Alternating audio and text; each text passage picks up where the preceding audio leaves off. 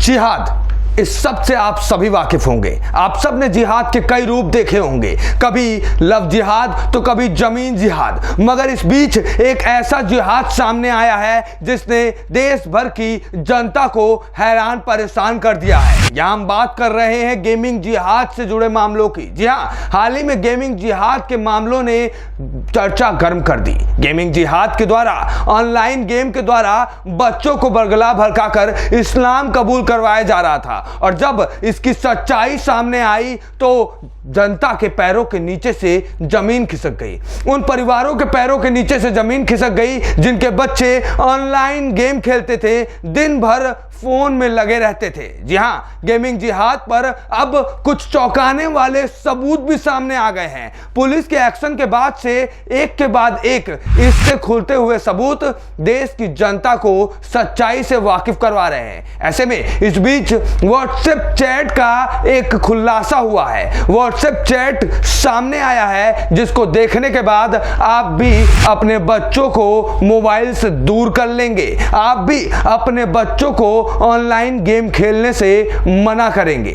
बता दें कि बच्चों के हाथ में मोबाइल होने के कई तरह के खतरे भी हैं। इनमें से एक गेमिंग के जरिए धर्मांतरण का खतरा भी हो गया है। जी हाँ, आपको लगेगा गेमिंग का धर्म से कैसा कनेक्शन, लेकिन ऐसा हुआ है। लव जिहाद के बाद अब देश में धर्मांतरण के कई मामले सामने आ रहे हैं। गाजियाबाद का शहनवाज मकसूद उर्फ बद्दो का केस हो या दिल्ली में रैन बसेरे में धर्मांतरण के आरोपी कलीम की कहानी, धर्मांतरण के इस खेल की काफी चर्चा है। बच्चों के साथ की गई व्हाट्सएप चैट से नई और चौंकाने वाली जानकारियां जो सामने आई हैं उसको हम आपके सामने रखेंगे। कैसे इस्लाम कबूल करवाने के लिए उन्हें प्रेरित किया जाता था, बच्चों के मन में पहले इस्लाम के बारे में जानकारी कैसे फीड की जाती थी, वो पूरा का पूरा मामला आपको हम अपने इस वीडियो में दिखाएंगे। मगर इस पूरे मामले पर आप अपनी राय प्रतिक्रिया जरूर रखिएगा। कमेंट बॉक्स में गेमिंग जिहाद के खिलाफ 2 शब्द जरूर बोलिएगा। बता दें कि बच्चों के मन में इस्लाम के बारे में जानकारी फीड की जाती थी जाकिर नाइक के भाषण सुनाकर। जी हाँ,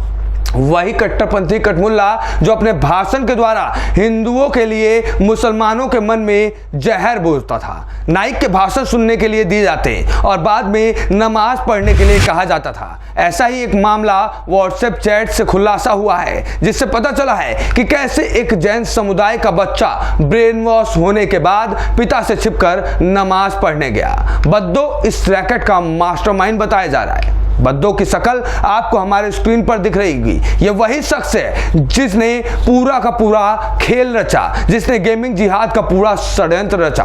वह ऑनलाइन गेमिंग ऐप पर काफी एक्टिव रहता था। इसकी रेटिंग से प्रभावित होकर नाबालिग बच्चे उससे चैट भी किया करते थे। ऐप पर पहचान छिपाने के लिए इसने क्लैप्स नाम से अपनी आईडी बनाई थी और पहले बच्चों को यह चुनता था, फिर ऑनलाइन गेमिंग में जीतने का झांसा देता था। गेम जिताकर उसे दूसरे एप्लीकेशन से जोड़ा जाता था और उसके बाद धर्मांतरण का पूरा खेल शुरू हो जाता था। जी हाँ, इसे गाजियाबाद का गेमिंग जिहाद कांड कहा जा रहा है। बता दें कि पूरा का पूरा प्रोसेस क्या है, चलिए जरा आप भी एक नजर डाल लीजिए।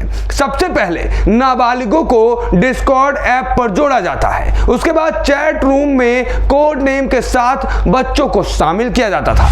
आरोपी शहनवाज की क्लैप्स नाम से आईडी थी। उसकी रैंकिंग से प्रभावित होकर छोटे बच्चे आकर्षित होते थे। बातें शुरू होती और अगर किसी ने हाय कह दिया तो शहनवाज गाली देता था। एक चैट से पता चलता है कि बद्दो ने लिखा है, अल्लाह ने तुम्हारे लिए मैसेज भेजा है, तुम्हारा दिल धड़क रहा है, वो कभी ना कभी तुम्हारी जिंदगी ले लेगा। यानी कि बच्चों को डराने की कोशिश करता था। गाजियाबाद पुलिस की जांच में पता चला है कि पहले स्टेज में ये फोर्टनाइट गेम जीतने का लालच देकर नाबालिग बच्चों को आकर्षित करता था।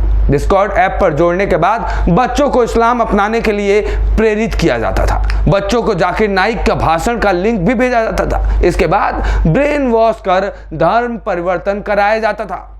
ऐसे में भारतीय नाबालिग बच्चों को पाकिस्तानी चैनल तक दिखाया जाता था। जैन समुदाय के एक बच्चे और मौलवी के बीच का चैट भी सामने आया है। यह बातचीत दिसंबर 2022 में हुई थी। इसमें पता चलता है कि बच्चे को वुजू और नमाज का टाइम बताया गया था। छात्र कहता है, मैं अभी स्कूल में हूँ, नमाज नहीं पढ़ पाऊंगा। इस पर जवाब आता है, आज जुम्मा है और जुम्मे की नमाज बहुत जरूरी है। मौलवी की पहचान अब्दुल रहमान के तौर पर हुई है। कम से कम 4 बच्चों के कथित धर्मांतरण में उसकी भूमिका अहम रही है। गाजियाबाद से अब्दुल को गिरफ्तार भी कर लिया गया है। पुलिस का कहना है कि इस चैट से साफ है कि जैन परिवार का लड़का धर्मांतरण के जाल में पूरी तरह से फंस चुका था और अब वह दोस्तों को भी ऐसी ही सलाह दे रहा था। हैरानी की बात यह है कि धर्मांतरण के खुलासे के बावजूद यह लड़का वापसी को तैयार ही नहीं है। मतलब आप समझ सकते हैं इसका ब्रेन वॉश कितने पुख्ता तरीके से किया गया है। बताया जा रहा है कि कमरे में बंद होकर वह अब भी नमाज पढ़ता है। इस छात्र को काउंसलिंग की काफी जरूरत है। ऑनलाइन गेम से धर्मांतरण मामले में फरार शहनवाज अब गिरफ्तार हो गया है। जी हां, थाने का रहने वाला शहनवाज खान भी पुलिस की गिरफ्त में आ चुका है। शहनवाज मकसूद उर्फ बद्दो से पूछताछ के लिए पुलिस ने 50 सवाल तैयार किए हैं। पुलिस बद्दो से जुड़े सभी बैंक खातों को खंगालेगी। इन खातों में मोटी रकम का लेन देन हुआ है। कविनगर थाने की पुलिस टीम फ्लाइट से बद्दो को लेकर आज गाजियाबाद आई है। उससे पूछा जाएगा कि वह अब तक कितने लोगों का धर्मांतरण करा चुका है। बद्दो के तार विदेश से भी जुड़े हैं या नहीं, यह भी खंगाला जा रहा है। मगर इस पूरे मामले से एक बात साफ हो गई है कि जिस इस्लाम को भारत में खतरे में दिखाया जाता है, जिस इस्लाम को कुछ ठेकेदार भारत में खतरे में दिखाते हैं, आज वो इस्लाम भारत में रहकर हिंदुओं के लिए कितना बड़ा खतरा बन गया है। हमारे इस वीडियो के माध्यम से, हमारे इस खबर के माध्यम से आप साफ समझ पा रहे होंगे। और ऐसे में वो तमाम ठेकेदार, वो तमाम इस्लामिक ठेकेदार अपने मुंह पर चुप्पी बांधे बैठे हैं, इस मामले पर चू भी नहीं कर रहे हैं, जो बताते थे कि भारत में मुस्लिमों पर कहर ढाया जा रहा है। यूएन में जाकर राग अलापते थे कि भारत में मुस्लिम परेशान हैं। राहुल गांधी जैसे लोग अब इस मामले पर चुप्पी साधे हुए हैं। ऐसे में इनका भी जो रोल है वो कहीं ना कहीं सवाल या निशान खड़ा करता है। ए न्यूज़ टुडे से विश्वेश तिवारी की रिपोर्ट।